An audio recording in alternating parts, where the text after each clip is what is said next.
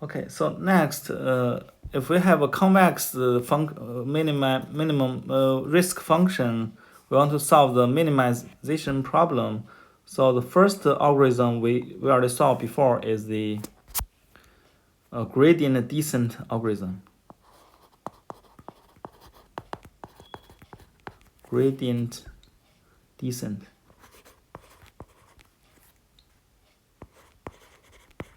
Algorithm. So in other words, the algorithm is very simple. So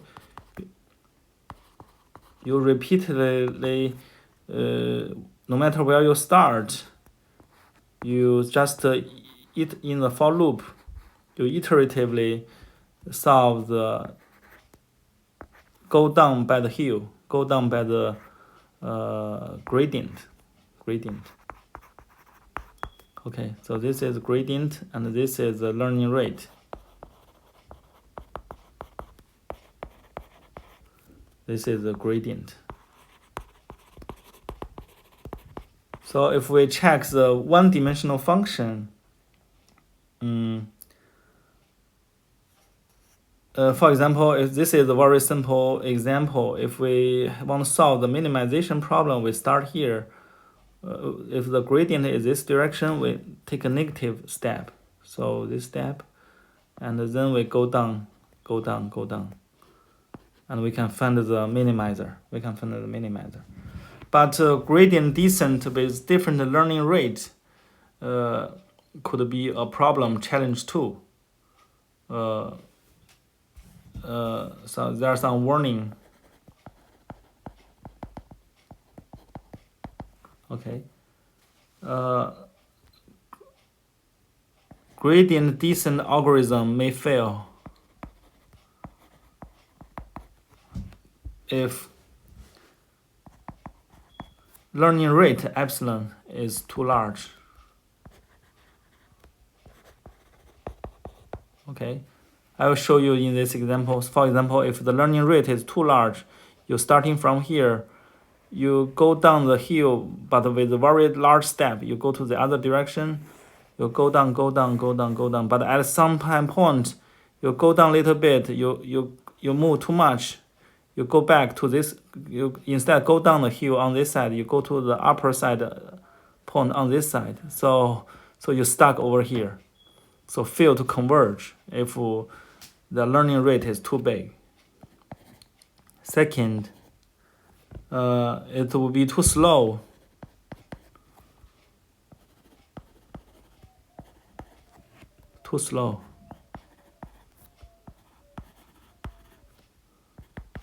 If the learning rate is too small. So that's for the first case. You can see here. If you're starting from here, but at each time point you just move little bit. So it is very, very slow. And picking the learning rate is kind of tricky in the gradient descent algorithm. The learning rate often optimized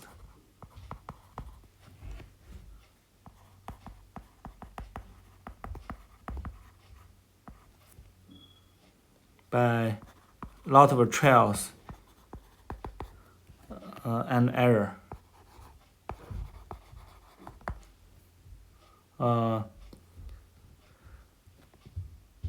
So here I think there is a animation about this, about what I'm talking about. Let me see. Okay, so as you can see, if here the learning rate is, here the learning rate is very, very small. Oh, sorry. So for the first plot, the learning rate is 0.01. So the convergence is very, very slow. It even iterate more than 300 steps is still slow moving. And it's getting better when we increase the learning rate to 0.1. And the third plot, the learning rate is 0.95. It's still works, but maybe a little bit more, maybe a little bit too large in this case, because it actually slower than the second learning rate. But the fourth, if the learning rate is 1.01, your convergence stuck at some time point. It won't never go down to the hill.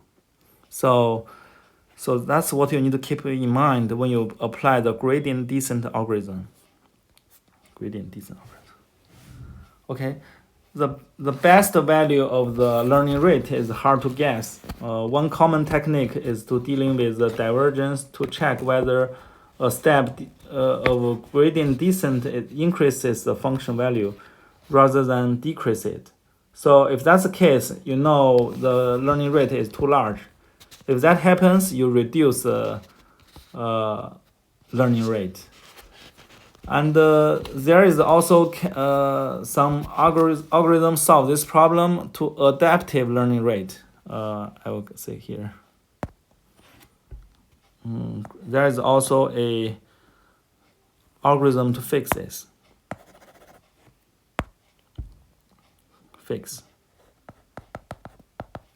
So it's called the adaptive learning rate, gradient descent with adaptive learning rate.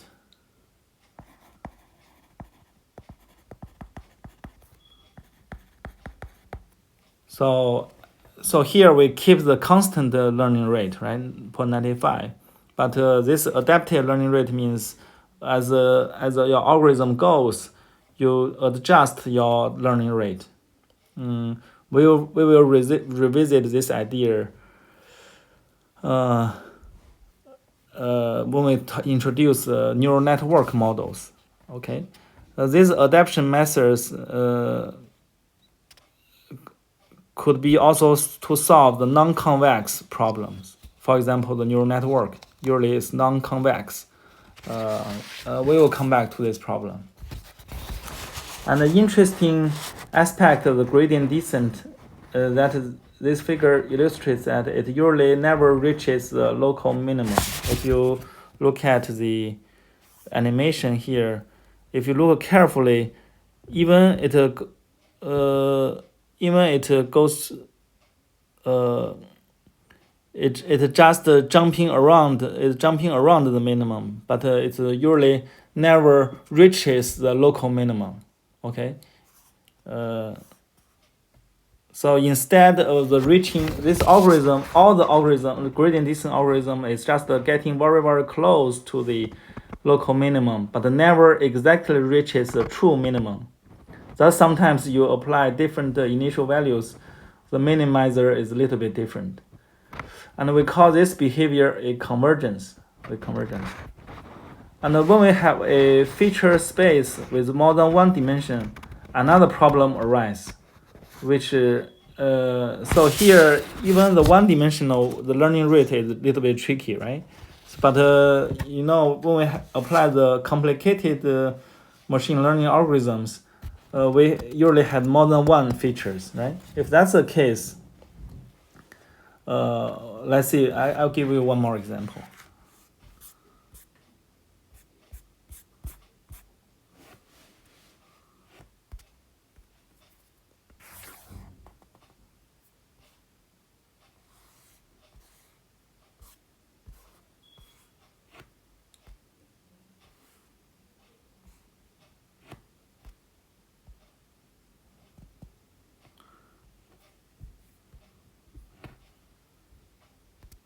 For example, if you have two-dimensional case, so this is you can think is omega space is W1 and W2. Okay, and this shows the gradient descent algorithms for the first 20 iterations.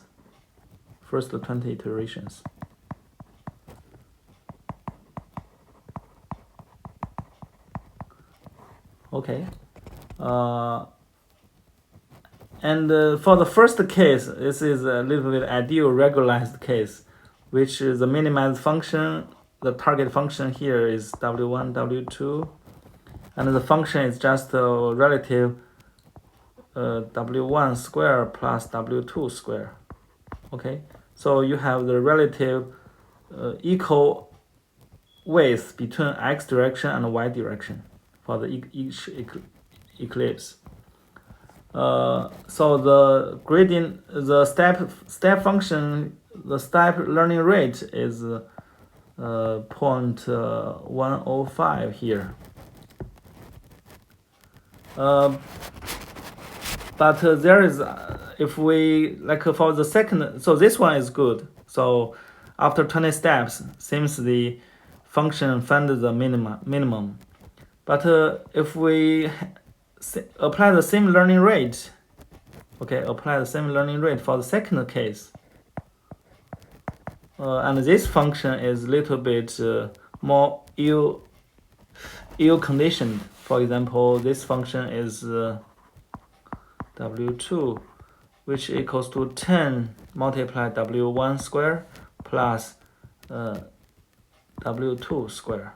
Okay, and then if you apply the same gradient descent algorithm with the same learning rate, this learning rate is good for one direction. So for the x2 direction, seems it works very well. But for the x1 direction, it's diverges. So this indicates the learning rate is too big. So for high dimensional minimization problem, it's even worse. And then after you reduce the learning rate from the 0.105, you will decrease by half, 0.055. We have the convergence again, but it seems not reaching. It didn't reaching the local minimum as good as the first one, right? At the first one, after 20 steps, it reaches minimum, but this one after 20 steps is still a little bit distant between this one and the minimizer. Okay, so the step size that work on the left example is too large for the center example. It diverges in the w1 direction but converges in w2 direction. At the right, we reduce the step size and obtain the convergence, but the convergence is slow again. Okay, and high elliptically contour functions like this has a EU conditioning objective function. So this is called this case we give a name, call it EU conditioning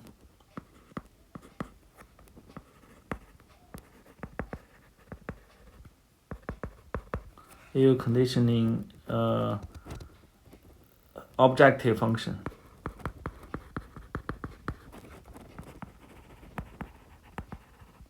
Okay, and usually how do we check if the function is yield conditioning? We check the Hissing matrix.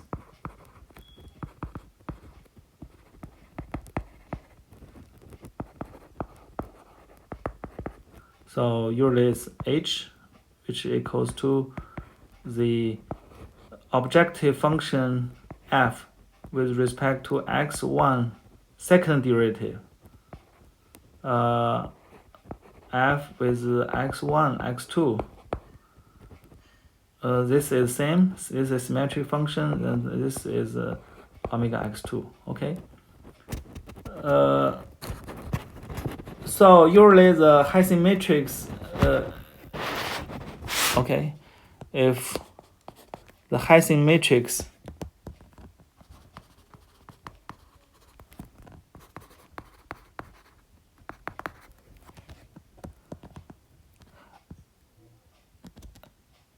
has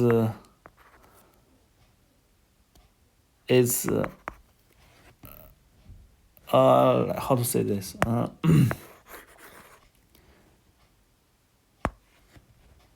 Hessian matrix of objective function is ill-conditioned.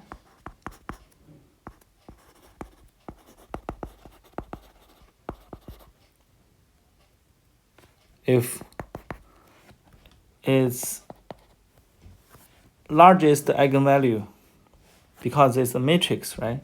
It's the largest eigenvalue. I will talk about the eigenvalue and how to find the eigenvalue in the future class, but you can think this is just a numerical summary of a matrix. And smallest eigenvalue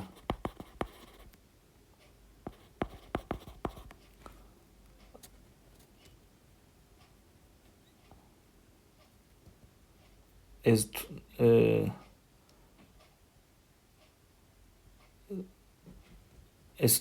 much larger. Okay, it's much larger. The largest eigenvalue is too large. It's much larger than smallest eigenvalue. Okay, so if that happens, we could have such divergence cases. And there are many applications where you don't have a convex objective function, and the gradient descent algorithm usually find a local minimum, but not necessarily the global minimum. And there is often no guarantee the local minimum is as good as the global minimum. So you also want to try different starting value. For example, if you have the, for example, suppose you have the objective function. If your starting value is here, learning rate is this way. You jump here, jump here, jump here. Okay, but if your starting point is here, your learning rate is this much, you may jump to the local minimum. Okay, so there is no guarantee the global minimum is obtained close to the local minimum. So this gradient descent algorithm only guarantee you find a local minimum. So for example, for the very complex machine learning algorithms, models like neural networks, we try to optimize objective function has a lot of the many local minimum. Yeah, we will talk more about these issues for the future class.